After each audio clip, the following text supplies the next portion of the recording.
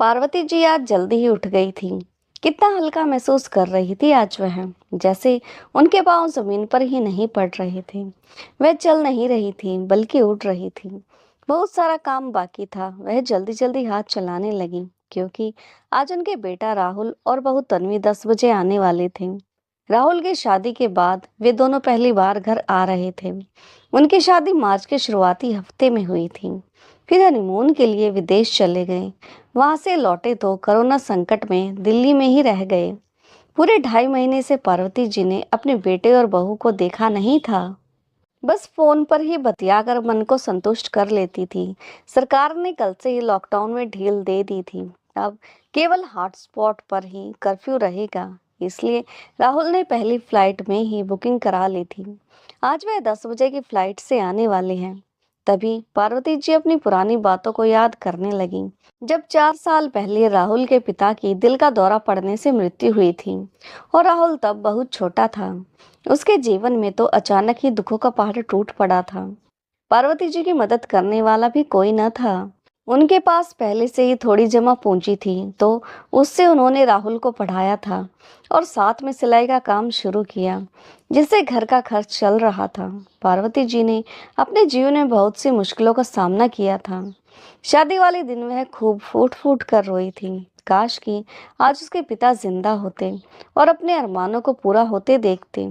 लेकिन भगवान की मर्जी के आगे किसकी चलती है भला। जैसे हर माँ बाप का सपना होता है अपने बेटे की शादी होते हुए देखना, उसको सफल होते देखना, लेकिन शायद राहुल के पिता की किस्मत में ऐसा सब नहीं था। यही सब बातें सोचते हुए उनकी आंखें भर आई। फिर अपने मन को समझाते हुए उठकर सफाई करने में लग गई कि मिसेस वर्मा का फोन आ गया। पूछ रही थी कि शाम 6 बजे होने वाला सत्संग होगा कि नहीं। कोरोना में लॉकडाउन से पहले तो हर रविवार को 6 बजे पार्वती जी के घर पर सत्संग होता था। करीब 10-12 कॉलोनी की औरतें इकट्ठा हो जाया करती थी। थोड़ा सत्संग करती और थोड़ी इधर उधर की बातें भी कर लेती थी।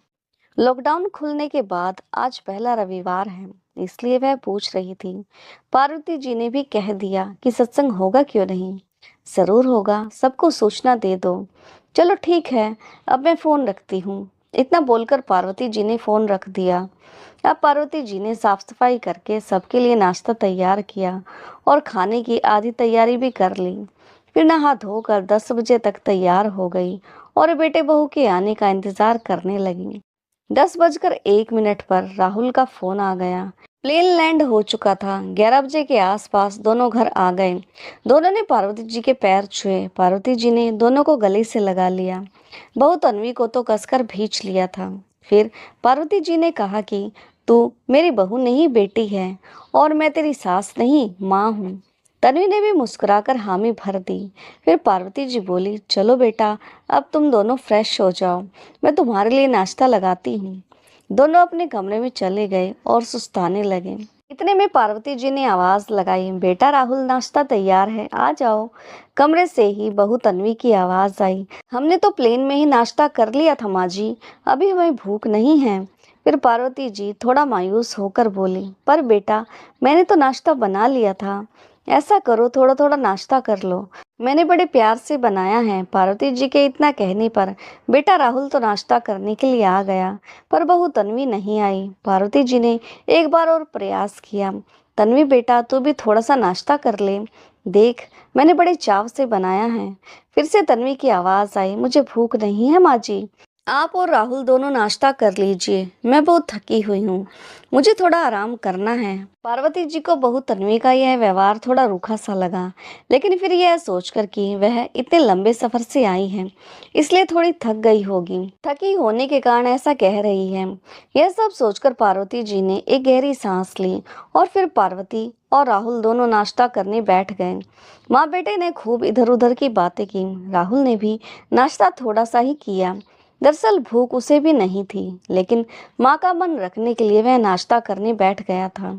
नाश्ते के बर्तन साफ करके पार्वती जी खाने की तैयारी करने लगी।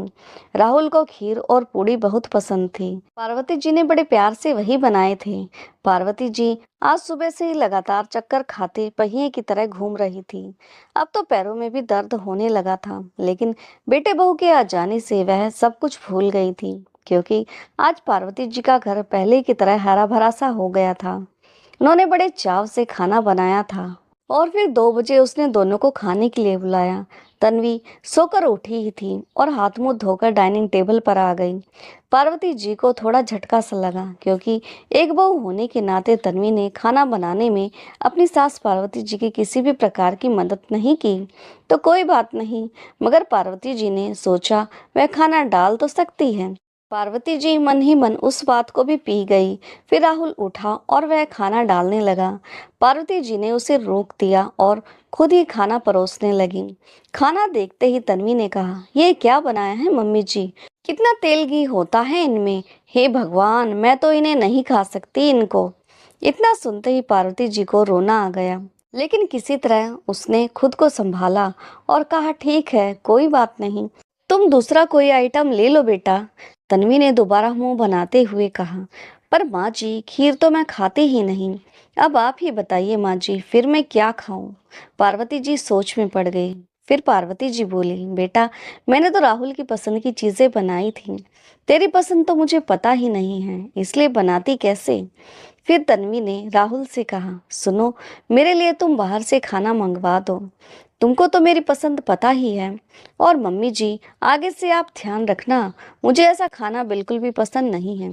तो प्लीज आगे से ऐसा कुछ भी मत बना देना। और इतना बोलकर वह अपने कमरे में चली गई। फिर पार्वती जी चुपचाप खड़ी उसे जाते हुए देखती रही। पार्वती जी को काटो तो खून नहीं। उसने राहुल की ओर देखा, वह चुपचाप खाना खाने में व्यस्त था। तो पार्वती जी कुछ नहीं बोली। राहुल ने बाहर से खाना ऑर्डर कर दिया था। पार्वती जी चुपचाप खाना खाने लगी। खाना खा तो रही थी, लेकिन उनके गले से नीचे नहीं उतर रहा था। फिर भी वह जबरदस्ती उसे निगल रही थी। वह फूट फूट कर रोना चाहती थी, लेकिन बेटे के सामने कमजोर नहीं दिखना चाहती थी। और जल्दी से उसने खाना खत्म किया और बर्तनों को सिंक में रखकर अपने कमरे में आ गई। अपने कमरे में जाते ही वह फूट फूट कर खूब रोई। पार्वती जी को अपने ससुराल के दिन याद आने लगे। जब वह ससुराल में पहली बार आई थी, तो उसकी सास ने पहले ही दिन उसे बता दिया था कि क्या करना है और क्या नहीं। इतने ऊंचे स्वर में बात करनी है और किससे बात करनी है, किससे नहीं। सारा को समझाने में पूरे 2 घंटे लगे थे उसकी सास को। पार्वती जी तो घबरा ही गई थी, क्योंकि थोड़ी देर बाद उसे तो कुछ भी याद नहीं रहा था कि उसकी सास ने क्या कहा था और क्या नहीं। फिर जब राहुल के पापा उसके पास पहली बार आए थे, तो उसने डरते डरते सारी बात उनको बताई। पार्वती जी की सारी बातें सुनकर उनके पति कहने लगे, मैं तुम्हारे और तुम्हारी सास के बीच में नहीं पड़ना चाहता, तुम जानो और माँ जाने। इतना कहकर उन्होंने तो बस वह अध्याय ही समाप्त कर दिया था। अब पार्वती जी के पास और कोई विकल्प बचा ही नहीं था जिससे वे अपनी मन की बात कह पाती। पार्वती जी की सास बात बात पर उसे टोकती, कभी सफाई को लेकर, तो कभी खाने को लेकर, कभी किसी दूसरी बात को लेकर। पार्वती जी को उसकी सास ने यह महसूस करा दिया था कि उसे कोई भी काम सलीके से नहीं आता। पार्वती जी धीरे धीरे इतनी अभ्यस्त हो गई, वह पूरी तरह अपनी सास के बनाए सांचे में फिट हो गई थी।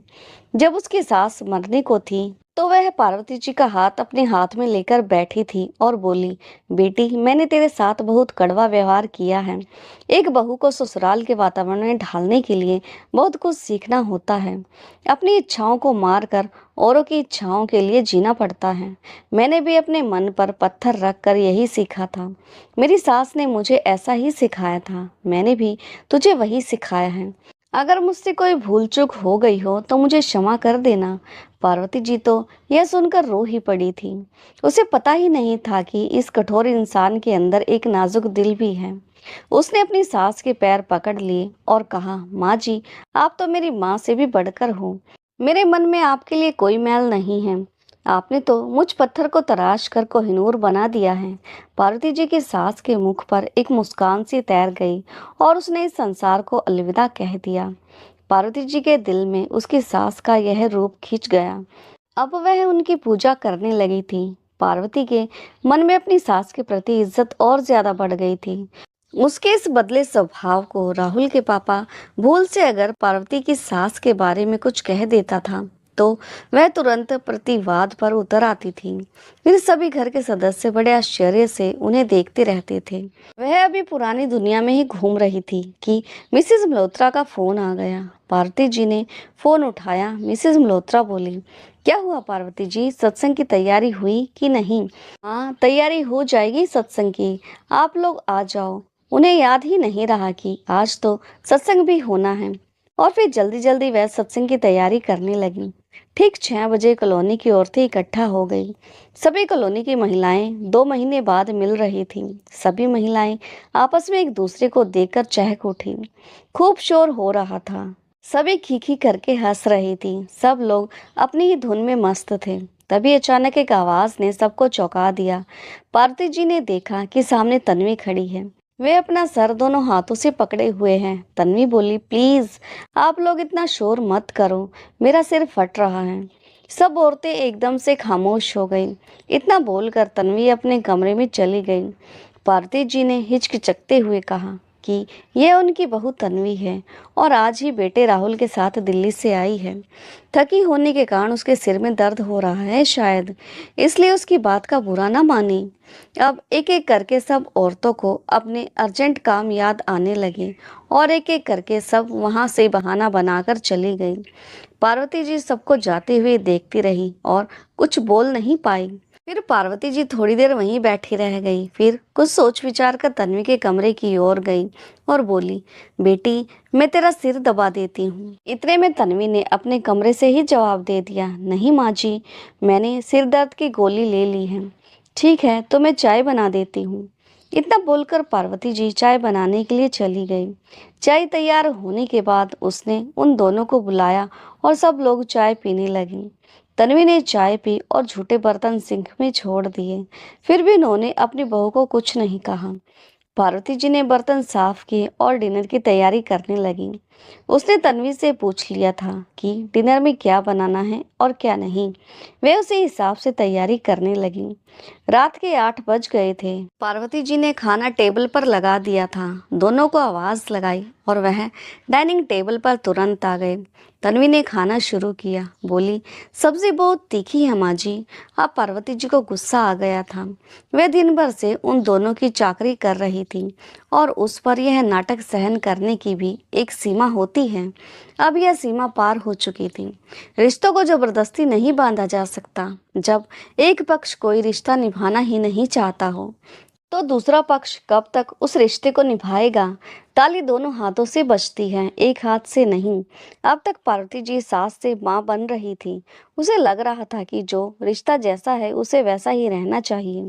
पार्वती जी ने कहा, राहुल बाहर से खाना ऑर्डर कर दे बेटा, जो यह खाना चाहिए वह मंगवा ले। मेरे से जितना हुआ मैंने इसके लिए बना दिया, लेकिन अब और बर्दाश्त नहीं होता। राहुल और तन्वी ने चौंक कर उनकी ओर देखा। पार्वती जी उन पर ध्यान न देते हुए अपनी प्लेट लेकर सोफे पर आ गई। वहां एकदम से सन्नाटा सा छा गया। कुछ क्षण बाद राहुल भी अपना खाना लेकर अपनी माँ के पास आ गया था। दोनों चुपचाप खाना खाने लगी। तन्वी अपना खाना खत्म करके चुपचाप वहां से चली गई थी। अगली सुबह पार्वती जी आराम से जगी। 8 बज रहे थे। इतनी देर से वह कभी नहीं उठी थी। बाहर आई तो देखा राहुल बैठा हुआ था, अखबार पढ़ रहा था। पार्वती जी बोली, अरे तू कब से जग रहा है? राहुल ने उत्तर दिया, 7 बजे नींद खुल गई थी मेरी माँ। पार्वती जी को पता था कि राहुल को उठते ही चाय चाहिए, लेकिन उसने आज तय कर लिया था कि अब वह नौकरानी नहीं बनेगी। आज पार्वती जी ने अपने लिए भी चाय नहीं बनाई थी। अब राहुल की भी हिम्मत नहीं हुई कि वह अपनी माँ से चाय बनाने के लिए कहे। पार्वती जी ने कहा, बेटा मैं माता रानी के दरबार में जाऊंगी घूमने, वापस सोमवार तक आऊंगी। तू तो रविवार को वापस जाएगा ना? ऐसा करना कि घर को ताला लगाकर चाबी सामने वाले मल्होत्रा जी को दे जाना। और इतना बोलकर वह अपनी यात्रा की तैयारी करने चली गई। अब उसने भी तय कर लिया था कि उसने माँ बनने का प्रयास तो करके देख लिया, अब वह सास बनकर देखेगी। पार्वती जी अपने बेटे और बहू के व्यवहार से बहुत परेशान हो गई थी। उसने उन दोनों को सबक सिखाने का निर्णय अब ले लिया था। इसलिए उसने सुबह ही कह दिया था कि वह माता रानी के दरबार में घूमने जाएगी। इस घोषणा से राहुल सदके में आ गया। इतने में तन्वी भी जाग गई थी। उसने देखा कि राहुल के चेहरे पर हवाइयां उड़ी हुई थीं। डाइनिंग टेबल पर चाय नाश्ता भी नहीं है और माजी भी वहां पर नहीं है। तन्वी ने राहुल से पूछा, क्या हुआ? तुम इतने परेशान से क्यों लग रहे हो? और अभी तक चाय नाश्ता भी नहीं बना? अब पहली बार राहुल के स्वर में तीखापन था। अगर चाय नाश्ता करना था तो जल्दी जाग जाती और बना लेती। तन्वी ने आश्चर्य से राहुल को देखा, जैसे यह कोई दूसरा आदमी हो। फिर तन्वी बोली, तुम तो जानते हो राहुल कि मैं 8 बजे से पहले नहीं जागती हूँ और मुझे जागते ही चाय चाहिए। जाओ मेरे लिए चाय बनाकर ले आओ प्लीज। फिर राहुल ने कहा, अब अपनी आदतें बदल डालो। अब तुम्हारी शादी हो गई है। यह मायका नहीं, तुम्हारा ससुराल है। तुम यहाँ की बहू हो, बेटी नहीं। माँ ने तुमको कल तक बेटी बनाकर माँ का खूब प्यार दिया था, लेकिन तुमने उन्हें क्या दिया? दुख, संताप, कलेश, पीड़ा के अलावा। तभी तन्वी भड़कते हुए बोली, मैंने ऐसा क्या कर दिया जो तुम मुझ पर इल्जाम लगाए जा रही हो? मुझे वह खाना पसंद नहीं आया तो मैं उसे कैसे खाती?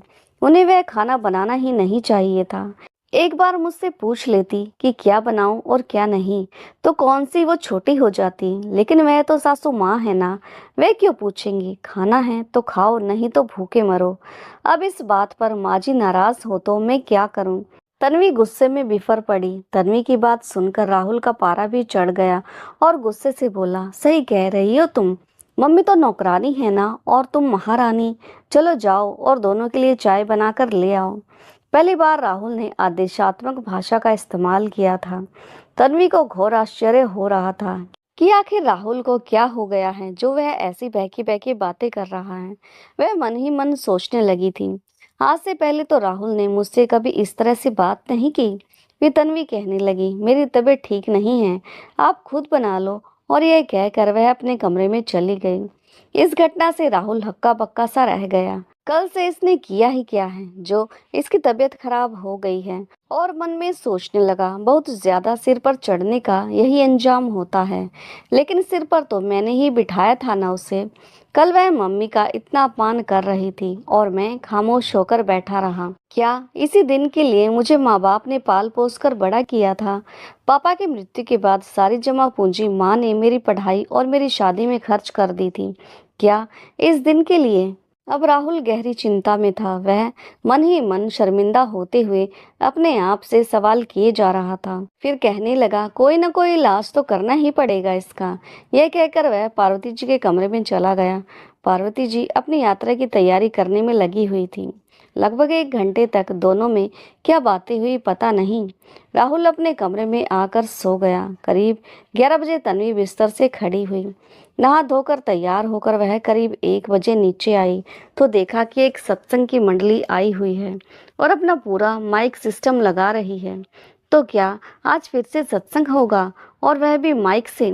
मेरा तो सिर फट जाएगा। वह पैर पटकती हुई अपने कमरे में गई और राहुल को जगाया। राहुल, देखो जरा नीचे जाकर, माँ जी ने सत्संग वालों को फिर से बुला लिया है और पूरा साउंड सिस्टम भी साथ लाए हैं वे लोग। इतने शोर में मैं कैसे रहूंगी?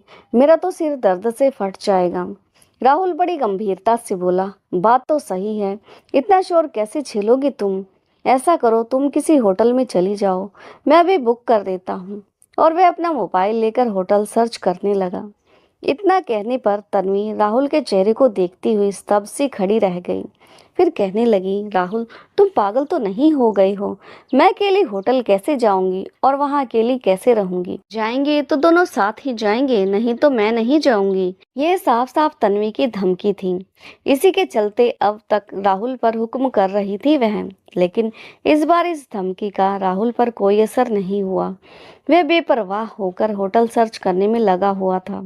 राहुल के इस व्यवहार से तन्वी झल्ला गई और जोर जोर से बोलने लगी, तुम माँ जी को कहते क्यों नहीं कि वे सत्संग ना करें? हमारे जाने के बाद जो चाहे करें, लेकिन रविवार तक कुछ ना करें। तभी राहुल बोला, तुम तो ऐसे कह रही हो कि जैसे यह घर हमारा हो और तुम आदेश दे रही हो। शायद तुम भूल रही हो, घर की मालकिन मम्मी है। वे जो चाहे करे, हम कौन होते हैं उन्हें रोकने वाले। फिर तन्वी ने बड़े शांत स्वर में कहा, प्लीज राहुल, कुछ तो करो ना। ऐसे तो कैसे रह पाएंगे हम संडे तक। राहुल मन ही मन मुस्कुराने लगा और सोचने लगा, तीर सही जगह पर जाकर लगा है। फिर बोला, ऐसा करता हूँ कि मैं तुम्हारा टिकट आज ही फ्लाइट से बुक करवा देता हूँ। तुम दिल्ली चली जाओ। यह तुमको हो क्या गया है राहुल? मैं अकेले जाऊंगी क्या? हैरान होते हुए तन्वी ने कहा। इतने में नीचे से भजनों की तेज तेज आवाजें आने लगी। तन्वी एकदम से चिढ़कर बोली, सुना तुमने? कितना कान फाड़ू शोर हो रहा है। तन्वी वहीं धम से पलंग पर बैठ गई। मेरा तो सिर ही फट जाएगा। तभी राहुल बोला, ऐसा करो, एक सिर दर्द की गोली लो और सो जाओ। मैं तो भजन सुनने नीचे जा रहा हूँ। इतना कहकर वह जाने लगा। पार्वती जी ने केवल अपने लिए खिचड़ी बना ली थी और खा ली थी। राहुल और तन्वी दोनों सुबह से भूखे थे। आज राहुल ने भी कोई खाने का बाहर से ऑर्डर नहीं किया था। वह तो बेफिक्र होकर भजनों का आनंद लेने लगा। उधर तन्वी शोर से वैसे ही परेशान थी। उस पर सुबह से कुछ भी नहीं खाया था उसने, इसलिए और भी परेशान हो गई थी। परंतु सबसे बड़ी परेशानी तो राहुल के बदले व्यवहार से थी। तन्वी सोचने लगी, आखिर अब मैं क्या करूं? उसने आखिरी हथियार चलाया। राहुल को फोन करके अपने पास बुलाया और कहा कि उसे बहुत तेज बुखार है। राहुल ने उसका हाथ छुआ तो लगा हल्की सी हरारत है। ये उसे लेकर अस्पताल चला गया। इधर पार्वती जी ने अपने मोहल्ले की सब औरतों को बुला लिया। सब औरतों ने खूब नाच गाना किया, भजनों का आनंद लिया। शाम तक चलता रहा यह कार्यक्रम। उधर राहुल तन्वी को लेकर जब अस्पताल पहुंचा और फिजिशियन को दिखाया तो उसने फूड पॉइजनिंग बताया और पूछा कि कल क्या खाया था। जब उसको यह पता चला कि कल दोनों टाइम का खाना बाहर से मंगवाया था तो डॉक्टर साहब ने कहा, यह बाहर का खाना बिल्कुल बंद करना होगा। आज केवल खिचड़ी और दलिया लीजिए। कल एक बार फिर से मुझे दिखाइएगा और यह दवाइयाँ ले लेना। उन्हें पर्चा पकड़ाते हुए डॉक्टर ने कहा। दोनों घर आ गए। तन्वी को भूख लग रही थी लेकिन खाने को कुछ भी नहीं था। क्या करे? वो माँ जी से कैसे कही खिचड़ी बनाने को। फिर उसने उम्मीद भरी नजरों से राहुल की ओर देखा, पर राहुल ने हाथ खड़े कर दिए। बोला, मम्मी से तुम ही कह दो खिचड़ी बनाने को, और वह सत्संग में बैठ गया। भूख तो उसे भी बहुत तेज लगी हुई थी, लेकिन कल मम्मी को उसने जो दुख पहुंचाया था तो आज उपवास तो करना पड़ेगा ना। अंत में तन्वी ने हिम्मत जुटाकर पार्वती जी से कहा, माँ जी, डॉक्टर ने फूड पॉइजनिंग बताया है और केवल खिचड़ी दलिया ही खाने के लिए कहा है, तो बना लो और खा लो। पार्वती जी ने स्पष्ट कह दिया। फिर तन्वी बोली, मुझे नहीं आता बनाना मम्मी जी। तो पार्वती जी फिर से कहने लगी, फिर बाहर से मंगवा ले। तुझे तो बाहर का खाना बहुत पसंद है ना। डॉक्टर ने बाहर का खाना खाने को मना किया है माँ जी। इस पर पार्वती जी बोली, पर मेरे हाथ से तो नमक, मिर्च, घी वगैरह ज्यादा पड़ता है, जो तुझे पसंद नहीं। तन्वी बोली, मैं सब खा लूंगी माँ जी, बस आप बना दो। पार्वती जी समझदार थी। रस्सी को ज्यादा खींचने से भी वह टूट जाती है, इसलिए आज का सबक इतना ही काफी है। ऐसा सोचकर वह खिचड़ी बनाने चली गई। राहुल और तन्वी को आवाज देकर डाइनिंग टेबल पर बुला लिया था। तन्वी आकर डाइनिंग टेबल पर प्लेट लगाने लगी। दोनों ने भरपेट खिचड़ी खाई और दोनों ने चैन की सांस ली। तन्वी बोली, माँ जी, खिचड़ी बहुत अच्छी बनाई है आपने, मुझे भी सिखा दीजिए ना। शाम को जब बनाऊंगी तू भी साथ में रहना। ऐसा बताने से काम नहीं चलेगा। ठीक है माँ जी। खिचड़ी खाकर वह बर्तन सिंक में रख रही थी कि पार्वती जी ने कहा, तेरे झूठे बर्तन कौन साफ करेगा बहू? कल तो मैंने कर दिए थे, लेकिन आगे से नहीं करूंगी, इसलिए बर्तन को साफ करके ही जाना। और यह बोलकर पार्वती जी सत्संग में बैठ गई। शाम को जब पार्वती जी खिचड़ी बनाने लगी तो तन्वी भी आ गई थी और वह भी हाथ बटाने लगी। तन्वी ने कहा, कल मेरे मम्मी पापा आ रहे हैं मम्मी जी। पार्वती जी ने हैरानी से पूछा, क्या तूने उन्हें बुलाया है? हाँ माँ जी, मैं उनके साथ चली जाऊंगी। जब वापस नौकरी पर जाना होगा तब मैं आ जाऊंगी, तन्वी ने कहा। पार्वती जी बोली, यह मेरा घर है, कोई धर्मशाला नहीं जो जब चाहे आ जाए और जब चाहे चला जाए, समझी? तेरे मम्मी पापा को किसी होटल में ठहरा दे। और हाँ, अगर इस घर में रहना है तो घर के सदस्य की तरह रहना होगा, मेहमान की तरह नहीं। तू भी होटल चली जा, फिर जहाँ मर्जी हो चली जाना, और जब चाहे नौकरी पर भी चली जाना। इतना सुनकर तन्वी अवाक रह गई। उसे अपनी सास पार्वती जी से इस तरह के व्यवहार की बिल्कुल भी उम्मीद नहीं थी। उसे बहुत बुरा लगा। इतने में राहुल भी वहां आ गया। तन्वी ने राहुल की ओर देखा और कहा, सुना तुमने राहुल, माँ जी क्या कह रही हैं? मैंने सब सुन लिया है। माँ जो कह रही है वह एकदम सही कह रही हैं। तुम मेहमान नहीं हो। तुमने न तो माँ को माँ समझा और न ही इस घर को घर। इसलिए अच्छा होगा कि तुम किसी होटल में ठहर जाओ। तन्वी, मेरे से कुछ भी उम्मीद मत रखना। जो भी करो सोच समझ कर करो। मैं तो माँ के पास ही रहूंगा। तन्वी को काटो तो खून नहीं।